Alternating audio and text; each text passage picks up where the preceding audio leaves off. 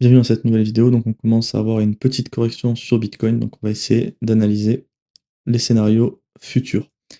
J'analyserai également le S&P et le gold parce que même si c'est un jour férié, les marchés, eux, sont ouverts. Donc pour le Bitcoin, on va commencer par le daily, hein. J'ai fait le weekly en début de semaine, donc n'hésitez pas à aller voir la vidéo de mardi si vous voulez un détail et une analyse sur le weekly. Donc sur le daily, là on est en train de réagir dans la zone que j'avais donc tracée en début de semaine.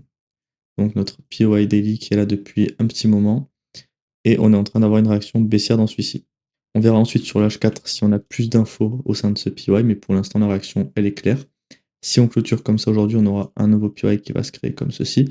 Donc il faudra surveiller la clôture si on a un FVG ou pas. Cet après-midi, il y a beaucoup de news, il y a le NFP, le CPI, je crois, donc il faudra voir si la volatilité peut donner soit en fait une confirmation de la réaction, ou alors venir exploser la zone. Ce que je rappelle, c'est que ce que je vous disais en début de semaine, c'est que les zones comme ceci, ou juste au-dessus, on va avoir 3 pylônes imbriqués daily, weekly, mensuel. On va faire une réaction, sauf qu'après, on va servir d'inducement pour faciliter la mitigation de notre triple zone ici. Parce qu'on est vraiment sur une grosse zone plafond qui, à mon avis, risque de faire le prochain rejet du prix dans cette zone. Ça peut être aussi dans ce PY très bien, mais c'est vraiment au-dessus qu'on a nos 3 zones imbriquées, donc il faudra surveiller une fois qu'on arrivera dans ces niveaux, si on y arrive évidemment. Donc pour l'instant, sur le daily, on n'a pas eu de changement sur le H4. Donc là, on a eu les premiers changements. Donc la structure était haussière et s'est étendue pardon, comme ceci. Donc, on avait un PY ici qui était plus valide étant donné qu'on a choqué à la baisse ici. Donc là, ce que je vois, c'est qu'on n'a plus de PY. On n'a pas de PY en gros entre le point de bas de la jambe de baisse et le choc futur. Donc on a une structure morte sur le H4. Donc il n'y a rien à faire. Pour confirmer en fait cette réaction du PY, pour moi, il y aurait deux scénarios. Ce serait de retourner la structure à la baisse. Le stronglow est actuellement ici, donc c'est plus compliqué de retourner ce niveau-là. Par contre, ce qui est possible, c'est de faire aujourd'hui avec les news un nouveau high. Notre nouvelle structure sera faite étant donné qu'on aura un BOS comme ça. Et là, on pourra avoir une petite structure qui pourrait être facile à inverser pour repartir en dynamique baissière. En tout cas, la structure actuelle est quand même assez large, donc c'est plus compliqué de l'inverser, même si c'est évidemment possible, surtout avec les catalyseurs macroéconomiques de cet après-midi. Maintenant, il faudra voir la réaction quand on aura les news. Pour l'instant, en tout cas, il faut patienter parce qu'on n'a aucun scénario sur le H4, donc il n'y a absolument rien à faire. Par contre, le choc a été donné ici, donc on est toujours dans le swing pullback de cette structure baissière. Si je dois donner une target, on a quelques lots qui sont ici, donc ça pourrait être une bonne zone pour continuer la baisse. Et après, on a deux anciennes demandes qui sont imbriquées comme ceci dans le price action. Donc maintenant, il faudra attendre de voir si le prix réagit dans une de ces deux zones pour potentiellement rechoquer à la hausse par la suite. Donc c'est tout pour l'analyse de Bitcoin. Pour les personnes qui veulent se former, je rappelle que j'ai créé un mentorat pour deux types de personnes différentes. C'est si vous voulez investir avec une stratégie vraiment qui est solide sur le long terme, et également pour les personnes qui veulent devenir trader et faire ça de leur activité principale.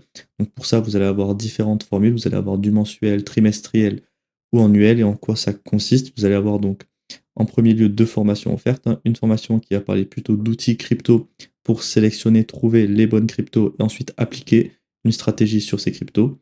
Une stratégie qui sera donc d'analyse technique. Le but en fait, c'est d'identifier des bonnes cryptos et ensuite d'appliquer les modèles d'entrée d'analyse technique.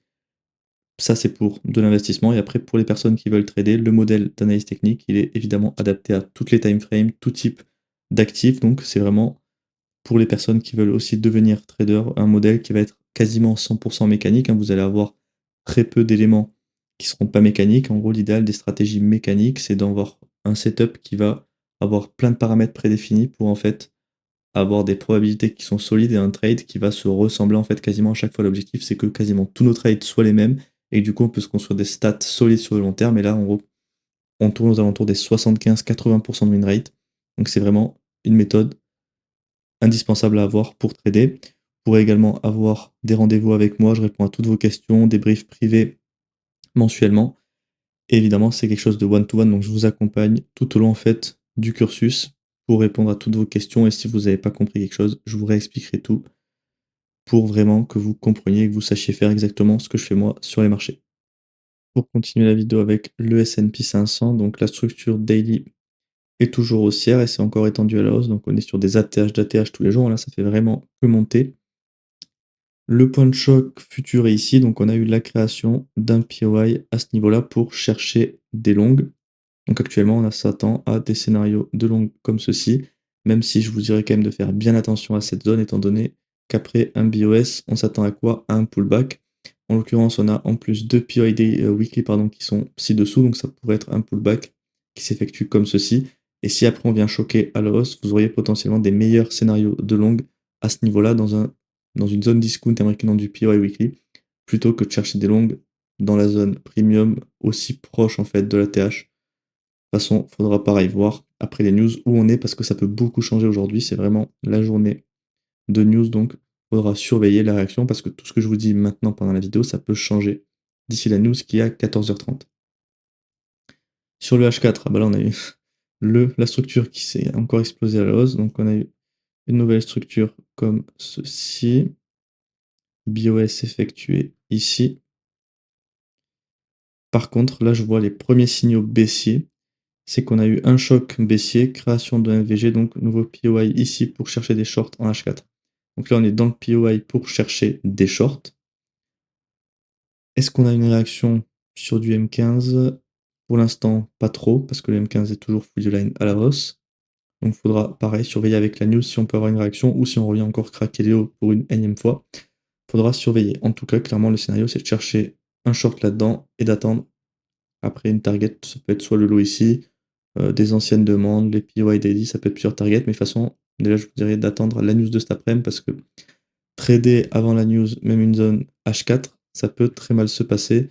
Il suffit qu'on ait juste une mèche comme ça et vous êtes dehors, alors que s'il faut, la direction sera bonne. Donc il faut vraiment ne pas trader le price action de news parce que l'analyse technique sera vraiment limitée pendant les news.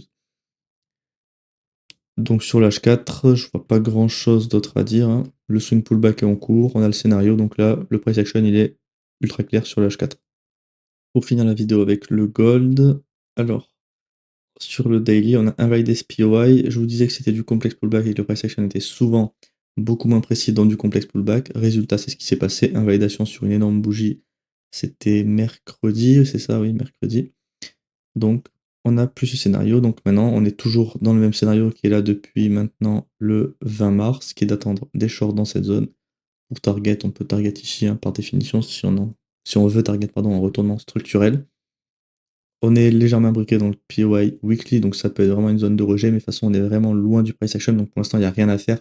Il y a peu de chances qu'on vienne sur la zone aujourd'hui, parce que là, il faudrait quand même faire 7% pour revenir ici, donc à la rigueur, ça pourra se faire la semaine prochaine si on continue à monter, mais pour l'instant, en tout cas, il n'y a vraiment rien à faire, il faut patienter, pareil, d'avoir des scénarios. Sur le H4, alors on a toujours cette structure gigantesque, le POI daily avec un ancien supply imbriqué à l'intérieur. Là, par contre, on a du changement qui est plutôt intéressant, vous allez voir que c'est intéressant, mais qui a quand même un petit problème. Donc structure interne retournée à la hausse. Donc si je devais tracer la structure interne, elle serait comme ceci. Donc on veut essayer d'exploiter cette structure interne haussière au sein de la structure swing baissière. Par contre, on a eu un choc baissier, création de FVG. Donc ça signifie quoi? Nouveau POI ici pour chercher des shorts. Si on regarde le M15, on a eu des beaux graphes de liquidité, choc baissier. Donc là, la réaction est en train de se faire dans le POI. À voir ce qu'on va faire, mais en tout cas, les setups de short au sein de ce POI ont l'air d'être plutôt intéressants. Par contre, pareil, on a la news cet après-midi, donc pour des trades en H4, c'est pas ultra pertinent, hein. Si vous tradez en 5 minutes, 15 minutes, ça peut être intéressant parce que vous allez pouvoir TP peut-être dans une demi-heure, une heure, juste avant la news. Par contre, là, il y a peu de chances que si vous tradez en H4, le TP soit fait avant la news, donc vous êtes en gros exposé à une mèche de news qui pourrait se faire comme ceci ou inversement, hein. On peut très bien venir chercher un TP d'abord et après choquer à la hausse, mais en tout cas, c'est des scénarios plutôt aléatoires qui ne nous intéressent pas quand on trade. Le price action de news, c'est vraiment pas ça où il faut s'attarder. Donc en fait, ce choc, par définition, il va entamer le swing pullback de cette structure interne haussière. Alors pour la target, on a une ancienne demande ici qui pourrait faire office de point bas de notre pullback interne. Par contre, au vu des gros FVG qu'on a ici, pour moi, il y a quand même de fortes chances que on ait une petite réaction au sein de ces FVG avant peut-être d'aller plus bas ou de faire un BOS interne pour aller rechercher ce high ici. En tout cas, voilà pour l'analyse du gold. Le scénario, pareil, en H4, il est clair. De toute façon, vous voyez qu'actuellement, là, Sur la plupart des assets, on n'a pas grand chose à faire. On commence à avoir des scénarios sur du H4, mais grosso modo, on a accompli les scénarios des dernières semaines pour l'instant. Donc là, vraiment, il faut patienter d'avoir des nouveaux scénarios, notamment sur le daily, je pense, hein, le daily qui n'a pas beaucoup de scénarios, à part sur Bitcoin, où on commence à venir dans notre POI. Mais sur le Gold et le S&P, il n'y a pas grand-chose à faire sur le daily. Il faut vraiment exploiter du scénario H4, qui sont actuellement plus intéressants à faire que les scénarios daily. Si vous cherchez une stratégie d'investissement avec pratiquement rien à faire, j'ai créé un algorithme de trading plus d'investissement pour Bitcoin, c'est-à-dire que c'est un algorithme qui va marcher sur du spot, il n'y a pas de levier, c'est pas vraiment du trading. En fait, l'objectif, c'est d'optimiser l'investissement sur Bitcoin. Donc j'ai fait une vidéo que vous pouvez aussi retrouver sur YouTube où je vous détaille tout. Et là, vous avez évidemment sur le site internet tous les détails en fait de la stratégie avec toutes les précédentes positions qui ont été faites sur les 3 dernières années. Vous avez ici la courbe de la stratégie par rapport à celle de Bitcoin et au jour d'aujourd'hui, on est à 166% de surperformance. Vous pouvez également mettre un montant pour simuler les profits depuis le début. Vous pouvez retrouver toutes les stats qu'on va avoir ici. Et ça, l'objectif, c'est vraiment d'avoir une stratégie qui optimise notre investissement et notre position sur Bitcoin pour être exposé en fait quand le marché monte et idéalement être en stablecoin quand le marché baisse, comme vous pouvez le voir ici. Le marché a chuté fortement et la stratégie qui est ici l'algo de trading, il n'a pas du tout bougé. En fait, on a latéralisé parce qu'on n'était pas exposé pendant près de 2 mois, de fin janvier à début avril. Tout ça, ça marche avec Cornix. Donc en fait, c'est ultra simple, c'est-à-dire qu'une fois que vous arrivez sur le lien qu'on va vous envoyer par mail, vous aurez simplement à connecter votre exchange de manière 100% sécurisée et après d'automatiser en fait le processus en 2 ou 3 clics. De toute façon, vous avez tout qui est indiqué avec une vidéo. Donc c'est vraiment très simple d'utilisation et adapté à tout le monde. Vous pouvez également retrouver les tarifs en bas avec évidemment des tarifs qui sont plus axés sur le long terme parce qu'on parle d'algorithme spot. Donc si le marché baisse, il y aura du mal à faire de la performance parce qu'on ne va pas shorter, on fait simplement des achats. Donc c'est pour ça que le long terme aura beaucoup plus d'intérêt sur une stratégie comme ça. Et au final, vous voyez qu'il faut vraiment pas mettre beaucoup si Bitcoin performe pour rembourser le prix de l'abonnement sur le long terme. Parce qu'on a vraiment d'abonnements qui sont sur 1 an ou 2 ans idéalement. Donc c'est des prix qui sont relativement compétitifs par rapport au reste du marché. Surtout que là, on peut afficher quand même sur les 3 4 dernières années près de 166% de surperformance. Déjà, avoir la performance de Bitcoin sur son portefeuille, c'est déjà une très belle performance. Donc si on peut faire mieux, c'est encore mieux dans notre investissement. Je vous remercie d'avoir regardé cette vidéo. N'oubliez pas de vous abonner à la chaîne et d'activer la cloche de notification si vous voulez me soutenir et également être averti des dernières analyses publiées. Si vous voulez rejoindre soit le mentorat, soit avoir plus d'infos aussi sur notre algo Bitcoin, vous avez donc le lien du Linktree ici qui vous ramènera sur tous mes liens avec les différents sites que vous pouvez utiliser pour trouver des informations. Et vous pouvez également avoir le lien de Discord si vous voulez nous rejoindre pour plus d'analyses parce que je vais partager des analyses que je ne partage pas sur YouTube, sur Discord. Et vous pouvez également poser toutes vos questions. Si vous avez une question par rapport au mentorat ou à mon algo Bitcoin, vous pouvez évidemment venir et je vous répondrai avec plaisir.